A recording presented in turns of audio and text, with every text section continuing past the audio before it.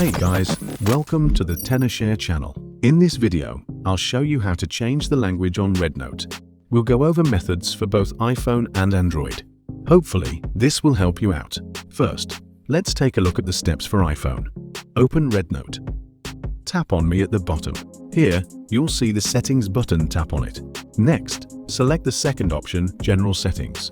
Here, you'll find the language option, tap on it. Then you can select English as the language. RedNote will refresh automatically. And just like that, the interface is now in English. Pretty simple, right? Next, let's check out the steps for Android devices. Open RedNote and tap the fourth option at the bottom, Me. Then, tap the Settings button here. Select the third option, General Settings. Tap the first option, Multi-language option. Here, you can set the language to English. Tap Save, and the language change is complete. That's all for today's video. If this helped you, don't forget to give it a thumbs up, leave a comment, and subscribe to my channel. Thanks for watching, and I'll see you in the next video.